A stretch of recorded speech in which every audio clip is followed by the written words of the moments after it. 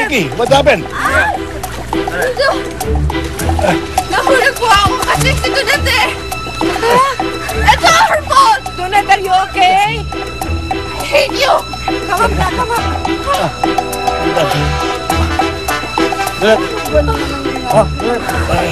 Dandan.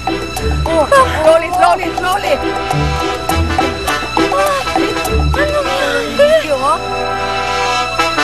Kenneth, bakit sinamasangap ko yung taong yan? Tamo, muntik pa na ma-aksidente si Nikki. Pa, wala naman may gusto sa nangyari. Kahit naman si Tonet, muntik naman mapahamak eh. Pero kung wala siya dito, edi hindi mangyayari yun. Why don't you just get rid of her? Pauwiin mo na. Pa naman, hindi pwede, bisita ko siya. I don't care. Sabihin mo mag-impake na.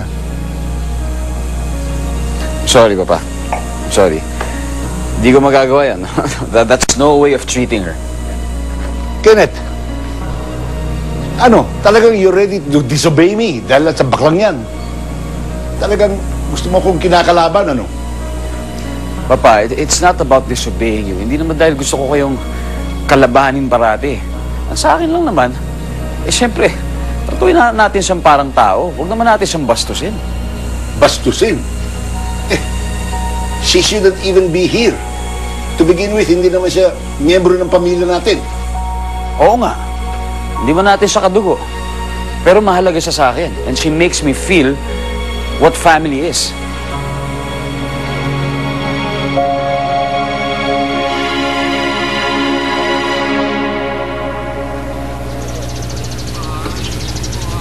Hi, darling. Ay, thank you, Mama. Okay ka lang? Okay lang po ako. Salamat, Mama. Kaya lang po, gusto ko lang talagang sabihin na hindi ko talaga sinasadya yung mga nangyari. Yung nahulog si Nikki. It's okay, darling. I believe in you. Salamat, Mama.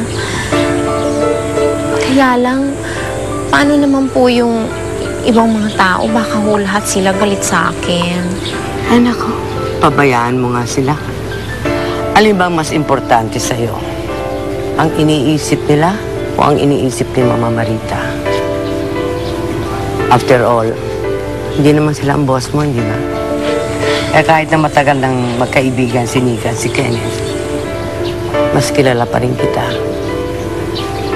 And I can attest na hindi ka masamang tao para deliberately ihulog si Nikki ron. Alam ko nang palaban ka rin kung minsan. But to be downright cruel is not exactly in your bones, darling. Alam ko naman yun. Salamat po, Mama. You're always welcome, darling.